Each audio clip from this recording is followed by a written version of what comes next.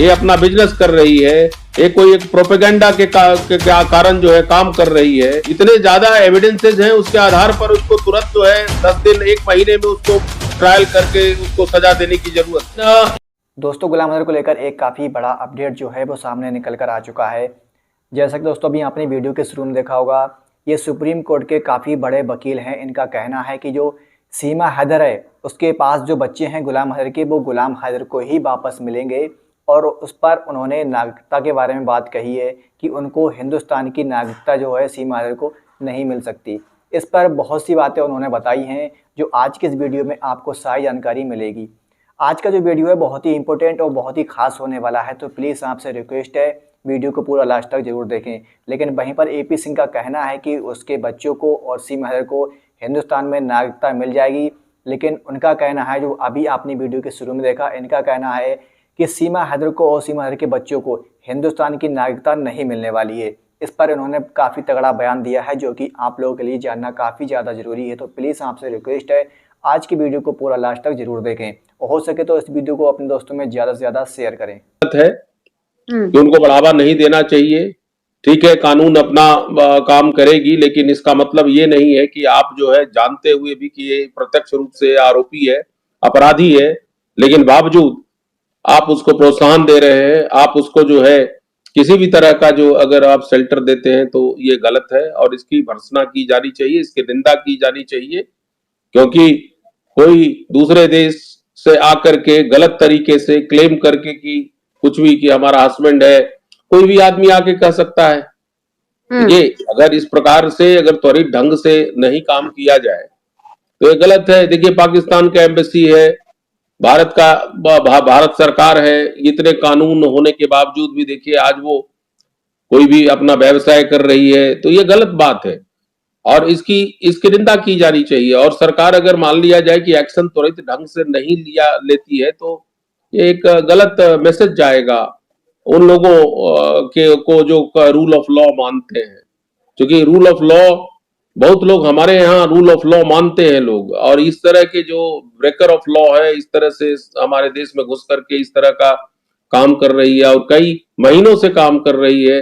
सरकार देख रही है, पुलिस देख रही है, तो ये तो मैं समझता हूं कि सरकार को थोड़ा सा विजिलेंट होना चाहिए और इसको जो है एक्शन लेने की जरूरत है। अदरवाइज ये बड़ा गलत संदेश जाएगा।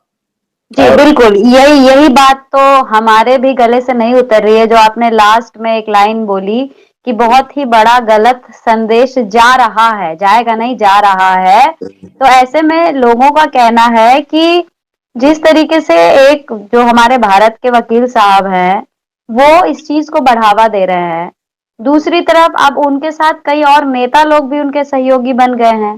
कहते हैं कि महिला की कोई जात नहीं होती, उनको जहां जाती है वही हो जाती है। तो उसी तरीके से सीमा हैदर पाकिस्तान से मुसलमान होके यहाँ आई है, लेकिन वो भारत में सनातन का जैसे भगवा ओढ़ ली तो वो सनातनी हो गई। तो नियम क्या कहता है, ये सब चीजें तो ऐसे ही मतलब पर्सनल लेवल पे बात हो रही है। मेरा बस ये कहना है कि जिन लोगों को सीमा हैदर बड़ी भोली भाली और प्यार की मारी दिख रही है, जो महिला नेपाल का बॉर्डर क्रॉस करके आती है, वहां की सिक्योरिटी को वो बेवकूफ बनाने में बड़ी आसानी से मतलब सफल हो जाती है, उसके लिए अपने हस्बैंड को या भारत के लोगों को बेवकूफ बनाना कौन सी बड़ी बात है। देखिए, अगर हमसे पूछेंगे तो सी इज क्रिमिनल। जो भी ये लोग प्रोत्साहित कर रहे हैं, जो भी कोई प्रोत्साहित कर रहे हैं, ये गलत काम कर रहे हैं। और ये जो मैंने पहले भी आपको बोला था आपके प्रोग्राम में कि इनके इन्वेस्टिगेशन होनी चाहिए, क्योंकि जो आदमी प्राइमा फेसी ही गलत ढंग से इंडिया में घुसी है और इस तरह का अपराध कर रही है, ये अपना बिजनेस कर रही है, ये कोई एक प्रोपेगेंडा के कारण जो है काम कर रही है, राइट। तो इसमें किसी प्रमाण की जरूरत नहीं है, कोई एविडेंसेस की जरूरत नहीं है। क्योंकि इतने ज्यादा एविडेंसेस हैं, उसके आधार पर उसको तुरंत जो है 10 दिन 1 महीने में उसको ट्रायल करके उसको सजा देने की जरूरत है। क्योंकि मेरे अनुसार से ट्रायल 7-7 दिन में इंडिया में हुए हैं।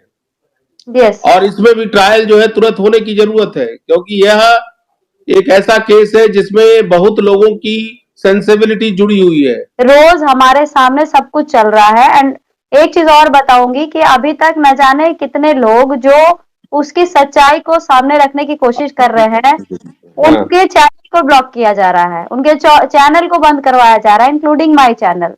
तो ये सारी चीजें हो रही है एंड सरकार इज साइलेंट, सरकार is not coming in front. तो आखिर इसका फिर क्या है? क्या लोग अब आंदोलन करें? क्या सड़कों पर उतरें? किस तरह की महिला जिस तरीके से, मतलब एक तरह से ही कहेंगे ना कि जनता के लिए बेरुखियापन अपनाया जा रहा है। क्यों जनता ये सब चीजें देखे? क्योंकि भारत देश तो एक उस घुसपैठी का नहीं है ना, भारत देश हमारा है, हमारा है देश। तो उसको क्यों जोड़ा जाए? सीमा हैदर क्यों बताए कि राम मंदिर 22 तारीख को रामलला आ रहे हैं, उसमें वो पहुंचेगी, मतलब अब ये भी जोड़ा जा रहा है कि सीमा आई तो मंदिर बना। तो ये सारी चीजें स्टेटमेंट सुनकर आप सोचिए कि क्या एक भारतीय का जो भारत में रहता है उसका मनोबल गिरेगा नहीं कि एक मुसलमानी जो भागकर हमारे भारत में घुसी है, अवैध तौर पर घुसी है, उसको किस तरीके का इमेज यहाँ पे बनवाया जा रहा है उसका? क्यों हम लोग ये सब चीजें सुने और झेलें? मैं इस बात में कहना चाहता हूं कि जो भी उन लोगों की बातें सुनते हैं, जैसे मैं अगर मुझे एज ए लॉयर के रूप में आपको मैं बताऊं, तो मैं आपको इतना ही कहना चाहूंगा कि जो भी आदमी, कोई लॉयर हो चाहे कोई लॉयर नहीं हो, अगर इस तरह का काम करता है तो उसके खुद के आत्मसम्मान जो है उसको ठेस पहुंचना चाहिए। क्योंकि देखिए, मैं भी एक यूज को डिफेंड करता हूं, लेकिन डिफेंड करने में मोरालिटी का भी एक बहुत बड़ा स्थान होता है। कोई आदमी अगर प्रत्यक्ष रूप से आरोपी है तो मैं डिफेंड नहीं करूंगा, क्योंकि कानून जो है वो इनोसेंट लोगों के लिए बना है, कानून जो है अपराधियों के लिए नहीं बना है। और अगर कानून है अपराधियों के लिए तो नेचुरली अपराधियों के लिए पनिशमेंट दिया जाता है। तो मैं ये नहीं कह रहा हूं कि एक बेसिक जो एक क्रिमिनल जस्टिस सिस्टम है उसका उल्लंघन हो, लेकिन मैं ये भी नहीं कहना चाहता, ये भी कहना चाहता हूं कि जो भी लोग इसको किसी भी तरह से मदद कर रहे हैं, चाहे वो मोरल सपोर्ट हो, चाहे वो इथिकल सपोर्ट हो, चाहे नॉन इथिकल सपोर्ट हो, किसी भी तरह का सपोर्ट इस महिला को नहीं होना चाहिए, क्योंकि ये महिला गलत तरीके से भारतवर्ष में प्रवेश किया है। इसके ऊपर केस हुए हैं, इसको जेल में भेजा गया है, इसको बेल हुआ है, और इन सारी चीजों को होते हुए भी अगर कोई व्यक्ति केवल जो है लोगों के बीच में कि मैं इसको डिफेंड कर रहा हूं या ये कर रहा हूं, ये किसी भी तरह से, कोई भी लॉजिक से इसको एक्सेप्ट नहीं किया जा सकता है। और मैं एज ए कानून लॉ पर्सन मैं आपको बताना चाहता हूं कि हमारा देश बड़ा विशाल देश है। नो डाउट हम लोगों ने सभी को पनाह दिया, लेकिन अगर ये गलत तरीके से सनातनी बनना चाहती है, देखिए हमारे धर्म को अपनाए कोई, उसमें कोई समस्या नहीं है, लेकिन इस धर्म को अपनाने के लिए प्रोपेगेंडा करे, ये बहुत बड़ी समस्या है। क्योंकि सनातन धर्म तो सब सनातनी है। आज आप देखिए, अगर कोई धर्म है अगर विश्व में तो हिंदू धर्म है, क्योंकि हिंदू धर्म जो है हजारों वर्ष पुराना है, जिसका कोई अता पता ही नहीं है कि कब इसकी शुरुआत हुई थी।